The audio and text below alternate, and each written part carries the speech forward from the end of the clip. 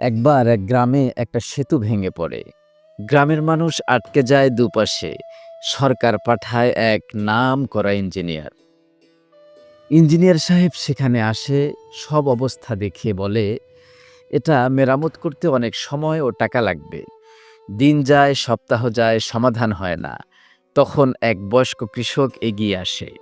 সে বলে, আমাকেও একবার দেখতে দিন।